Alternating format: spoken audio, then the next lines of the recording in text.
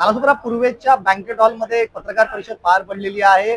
महाराष्ट्र राज्य अर्थसंकल्प 2024 या संदर्भात पालघर जिल्ह्याचे पालकमंत्री आणि वनमंत्री गणेशजी नाईक यांनी ही पत्रकार परिषद आयोजित केली होती। त्यांच्या माध्यमातून पत्रकार परिषद पारही पडलेली आहे। या पत्रकार परिषदेमध्ये जी अर्थसंकल्प 2024 हा सादर करण्यात आला याची पुरेपूर माहिती दिली गेलेली आहे आणि जी लोकांच्या अडचणी आहेत या अडचणी कशा दूर व्हाव्या याकडे जाणीवपूर्वक असं लक्ष दिलं गेलेलं आहे। त्याचबरोबर एक की जे पत्रकार उपस्थित होते, पत्रकारांना ह्यांचं काम हे वाचा फोडणं आहे। एखादा अन्याय होतो याला वाचा फोडण्याचं काम पत्रकार नेहमीच करत असतो। त्याच माध्यमातून संबंधित विषयावर त्यांचे जे पी आहेत या पीएचा नंबरही पत्रकारांना दिलेला आहे। कुठलीही अडचण असेल किंवा काही जे असे विषय असतील जे विषय सॉल्व्ह होत नसतील अशा विषयांना त्यांच्या पीएच्या कॉन्टॅक्ट नंबर दिल्याच्या माध्यमातून त्यांना ही माहिती देण्यात आलेली आहे आणि संबंधित विषयावर नक्कीच कारवाई होईल। जो कोणी अधिकारी जो कायदा आहे कायद्याचं उल्लंघन करेल किंवा एखादी जी अनधिकृत बांधकाम काढ असेल किंवा वन जे खाता आहे यावर जो होणारा अतिक्रमण आहे, जर कुठलाच अधिकारी जर यावर जाणीवपूर्वक लक्ष देत नसेल त्याला निलंबित करण्याचे आदेश पालकमंत्री गणेश नाईक यांच्याकडनं करण्यात आलेले आहेत। संबंध विषयावर पालकमंत्री काय म्हणाले पाहूया। आमदार संजय उपाध्ये, आमदार मनीषा चौधरी नाव ऐकलं तुम्ही? या लोकांनी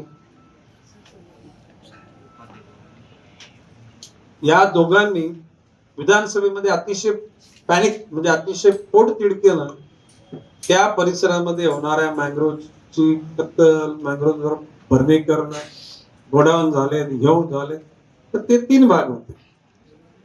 फॉरेस्टच्या जागेमध्ये असलेले मँग्रोव्ह, खाजगी जागेमध्ये असलेले मँग्रोव्ह, वन विभागाकडे वर्ग न झालेले रेव्हेन्यू विभागाचे मँग्रोव्ह, या सर्व त्यांनी सांगितल्यानंतर मी उच्चस्तरीय अधिकाऱ्यांची कमिटी नेमली।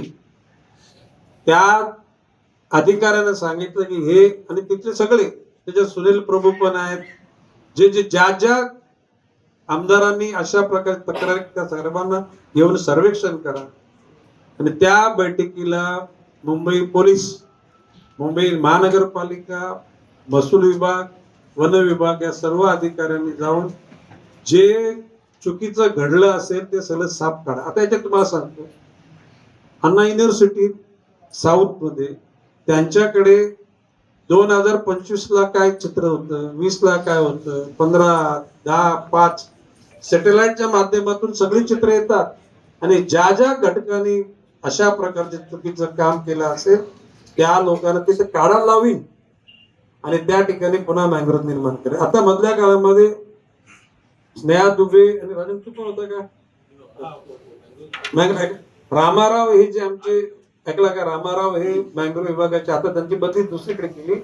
रामारावांच्या उपस्थितीमध्ये स्नेहा सगळ्या गोष्टीचं सर्वेक्षण केलेलं आहे आणि त्या ठिकाणी मी सांगितलं की सॅटेलाइटच्या इमेजेस घ्या आणि ज्या लोकांनी केलं असेल तो कुठल्या धर्माचा, मी परत पुन्हा अधोरेखित करतो, कुठल्या धर्माचा, कुठल्या जातीचा, कुठल्या भाषेचा, कुठल्या पक्षाचा याचा मुलायजा न ठेवता ज्याने चुकीचं काम केलं असेल त्या माणसाची ती चूक त्याला दुरुस्त करायला लावा, नसेल केली तर त्याच्यावर गुन्हे दाखल करा आणि त्या ठिकाणी आतमध्ये पाठवा। हे स्पष्ट बोललो नाही मी।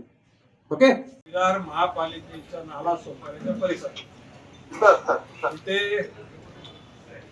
2026 चा अर्थसंकल्प हा जनतेला कसा फायदेशीर आहे याचं अवेअरनेस करण्याकरता ठाणे जिल्ह्याचा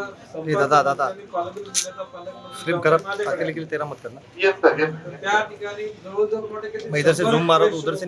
मीडिया, इलेक्ट्रॉनिक आणि सोशल मीडिया याच्यामध्ये एका युवतीने प्रश्न विचारला। राजावळी हा जो एक आपला बीट आहे,